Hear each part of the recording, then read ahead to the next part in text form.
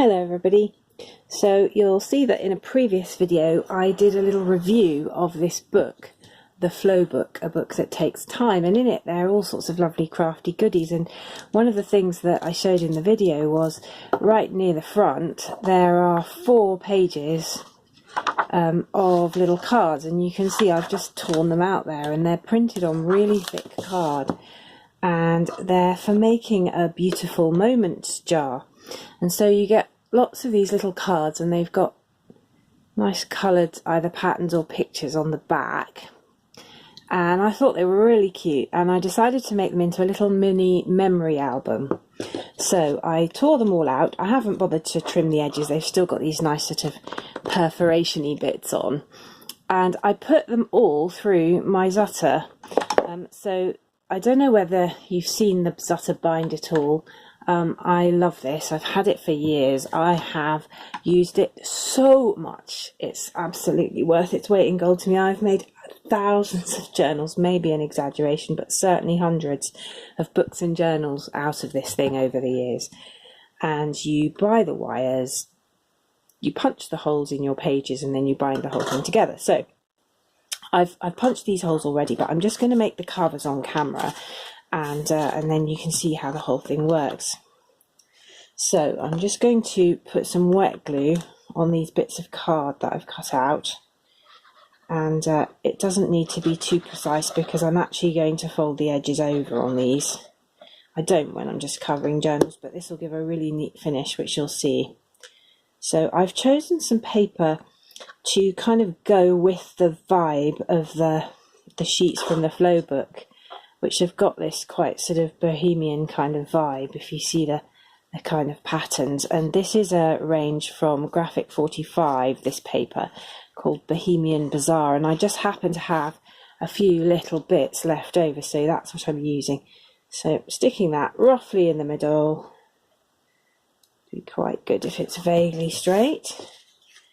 And then this one as well, and my glue's running out, but I always store these wet glues upside down, and it means they go on a lot longer. You can really use them right up to the end of the bottle because you can get all the glue out. Gravity can be great when it's working for you. So I'm just going to whop that there as well, and I'm not fussing about where the pattern lies on the front or anything, it'll be what it is. So there we go. Just checking I haven't moved that around too much. No, that's fine. Okay, good. So I'll just put that over there while it's drying, and hopefully this one is nearly dry. Meanwhile, I've cut these.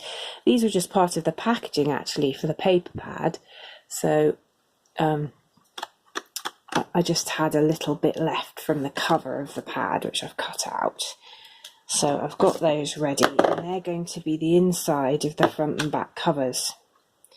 So I could have just bound the whole thing and left it how it was, but I decided it'd be quite fun to have a cover.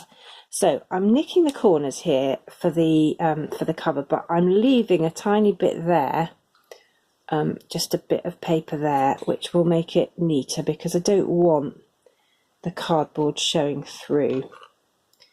And the good thing about making a tiny album like this is you can just use offcuts. So this card was cut off another cover, and I never throw anything away, so I had the little tiny offcuts over making a much bigger book. Okay, so that's that nicked, and while that's just finishing drying, I'll do these as well, because the next thing I'm going to do is to kind of fold it all up like a sandwich and stick the card piece on top to make the inside of the covers, and I'd quite like it to be really dry before I do that. Although having said that, that bit of glue that's poking out there, if that's still wet, that will help the proceedings. Right, so a really good tip for this kind of operation is just to use your desk to help you get the folds right. And what we're doing is we're coaxing the paper to where we want it to end up. Now that's going to work beautifully because there's quite a lot of glue there in that dip already. And I'm just going to use the nozzle of my Collall tacky glue to spread the glue along the flap. So I was just cleaning the dry glue off the nozzle there. So you can just spread it along like that. That's great. And then fold it over like that. And that just gives you a nice neat fold. And then you can, if you want to, later take a bone folder and just make the edge nice, but it's better to do that when it's dry. Really, I'm doing it far too soon there. You don't have to do that. You could just use a knife if you don't have a bone folder, you know, a straight edged knife. One of those sorts of kitchen knives would be perfect. Right, so I'm just spreading this glue around. It's quite good to make sure there is some in the crack if it's not left from last time. So that one's going to go over like that. And then we'll have that one like that, and it's all going to look great. And you'll see, because I left a little bit of paper there, you can just smooth down the corners and you don't end up with the cardboard showing. I probably left too much on that corner because there's a bit sticking out, but I can trim that with very fine scissors later, and it's always better to have too much than too little when you're doing these things.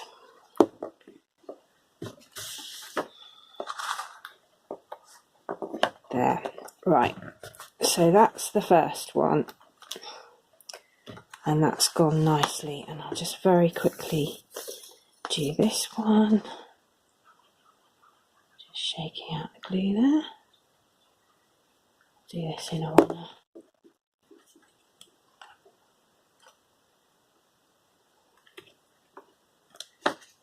There we go.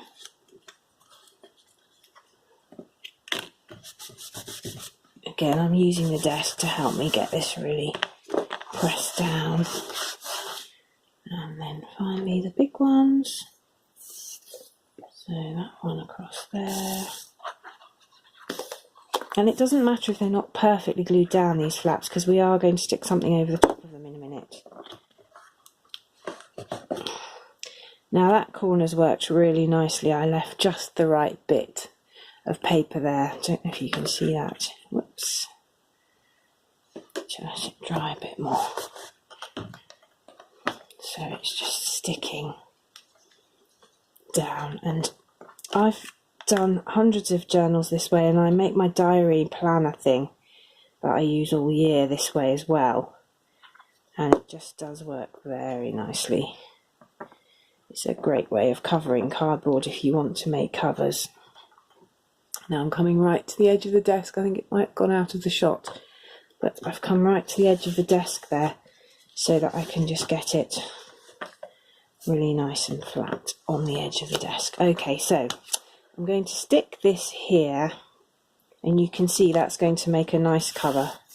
What I could have done was made this bigger and gone right to the edge like that, but actually I only had a tiny bit of this cardboard left, and I thought, no, I am going to use it and it'll be fine. So there we go. That fits nicely. There's no cardboard showing. And then what we'll need to do, whoops, is decide which covers which is the back and which is the front. It doesn't really matter, but I will probably mind about which way up this pattern is, so I need to think about that. There we go. Now, what the next step is to decide how the covers are going to go and then punch holes in them, but I don't want to do that till it's a little bit more dry. So while it is just drying, I'm going to pop those under there just for a couple of minutes, just so they've got a bit of pressure. I'll put that on top because it's very heavy, because it's made of metal. Right, so here we have the wire, and you buy these in boxes, and you can get them different grades. I think this is 3/4 of an inch. It's all using Imperial because it's American. And you simply thread the pages onto the wire. And because I've pre-prepared this, I've made sure that they're the right number of holes for the number of wires, and that they're the right number of wires for the size of the paper.